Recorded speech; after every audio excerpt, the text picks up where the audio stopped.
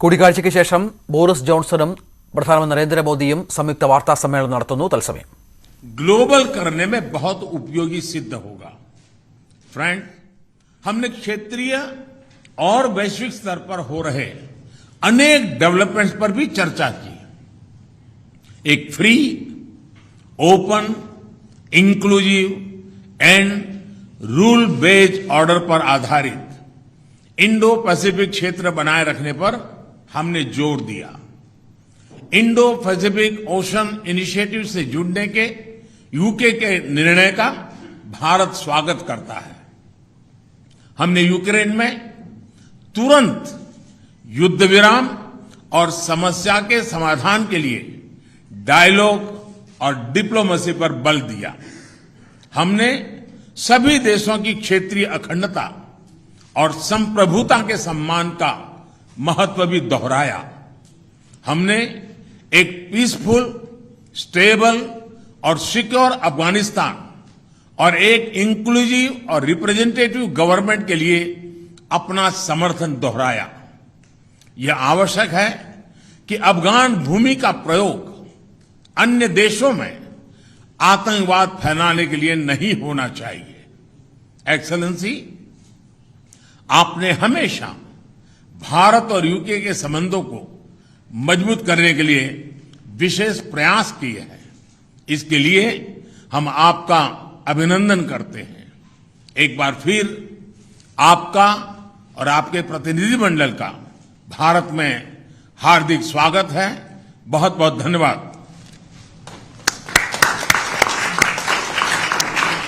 Thank you, sir. May I now request His Excellency Right Honourable Boris Johnson. Thank you very much. Thank you. Well, my friend Prime Minister Modi, Narendra, my khas dost, I think is the phrase I want in Hindi. We've had a fantastic 2 days here in India. And yesterday I became the first Conservative Prime Minister to visit Gujarat, which is your birthplace, of course, Narendra, but as you've just said, the ancestral home of about half of all the British Indians, and I had an amazing reception, absolutely amazing. I felt a bit like Sachin Tendulkar, and my face was about as ubiquitous everywhere as Amitabh Bachchan.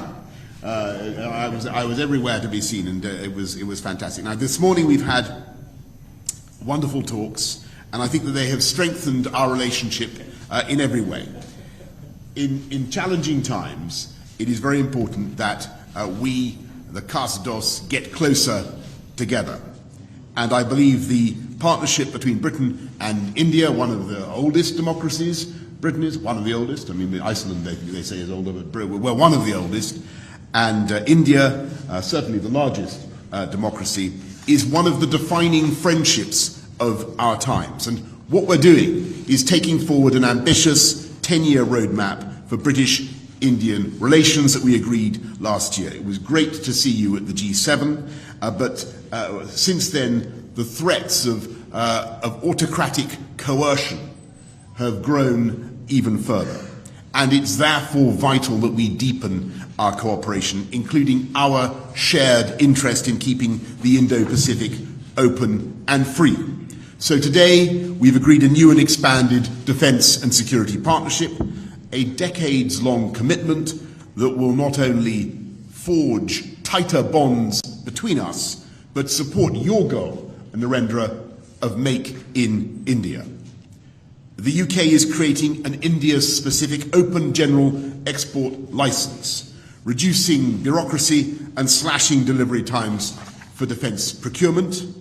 We've agreed to work together to meet new threats across land, sea, air, space and cyber, including partnering on new fighter jet technology, maritime technologies to detect and respond to threats in the oceans. We're extending our partnership as science superpowers and building on the collaboration between Oxford, AstraZeneca, for instance, and the Serum Institute of India, which vaccinated more than 1 billion people against COVID, including, I'm proud to say, me. I have the Indian jab in my arm, and a power of good it did me. So many thanks to India. And that has helped India to become what Narendra has called the pharmacy of the world.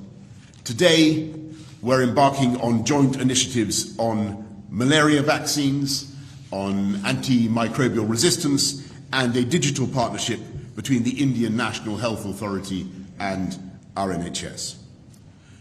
We're also taking big steps together on energy security, helping each other to reduce our dependence on imported hydrocarbons and adopt cheaper, more sustainable, homegrown alternatives. And we have a new offer, a new plan to develop offshore wind from the Celtic Sea to Dhanushkodi. We've got a new UK-India hydrogen science and innovation hub, and we're taking forward the Green Grid solar power initiative that you and I began, Narendra, at COP26 in Glasgow together with 80 other countries. It's an incredible fact that the sun provides enough energy every day to power the world 10,000 times over. You have a lot of solar power here in India. The sun's putting on a fantastic performance today, but we have quite a lot in Britain as well. These partnerships form the superstructure of the living bridge that Narendra describes between our countries. And today, that bridge is humming with goods and services and people and capital, whizzing back and forth, east to west. And sometimes it can be hard to tell whether something is British or Indian or, frankly, Brindian. And on Wednesday, I went to the airport in a Range Rover, Indian-owned but made in Britain. And when I arrived here on Thursday, I visited JCB, British-owned but made in India, exporting 60,000 around the world, by the way, 110 countries. Or take the example of the Norton motorbike, now being revived in Britain by an Indian company. And I'm very pleased that this visit has not only deepened our economic partnership, we've agreed new deals worth £1 billion and created more than 11,000 jobs across the UK in everything from electric buses to the robotic surgery of Smith & Nephew, which I saw yesterday, as well as in artificial intelligence, where India's strengths are remarkable.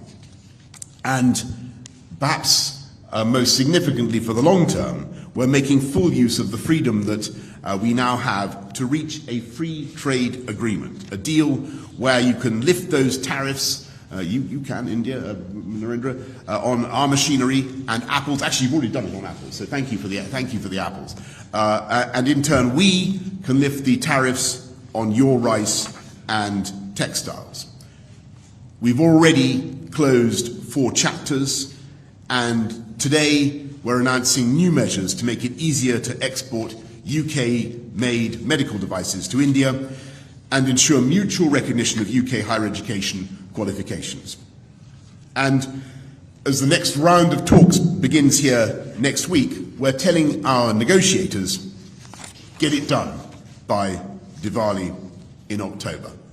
Get it done by Diwali. This could double our trade and investment by the end of the decade, widening that living bridge into a multi-lane motorway pullulating with beautiful jointly made electric vehicles and creating hundreds of thousands of new jobs in both our countries. So, as India celebrates its 75th year of independence, I am filled with optimism about the years ahead and the depth of the friendship between our countries and the security and the prosperity that our partnership can deliver for our people for generations to come. Thank you all very much, and thank you, Prime Minister Modi. Thank you. Thank you. Thank you, Excellency. That concludes the press statements. Please remain seated as the dignitaries leave the stage. British പ്രധാനമന്ത്രി Boris ജോൺസണും പ്രധാനമന്ത്രി നരേന്ദ്രമോദിയും തമ്മിലുള്ള കൂടിക്കാഴ്ചയ്ക്ക് ശേഷം ഇരു രാജ്യങ്ങളും തമ്മിൽ ഉള്ള സംയുക്ത വാർത്താ സമ്മേളനമായിരുന്നു. പ്രതിരോധ, വ്യാപാര, ഊർജ്ജ മേഖലകളിൽ സഹകരണം ശക്തിപ്പെടുത്തും, ബ്രിട്ടനുമായി സ്വതന്ത്ര വ്യാപാരമുണ്ടാകും, സന്ദർശനം ചരിത്രപരമാണ് എന്ന് പറഞ്ഞാണ് പ്രധാനമന്ത്രി തൻ്റെ കൂടിക്കാഴ്ച അവസാനിപ്പിച്ചത്.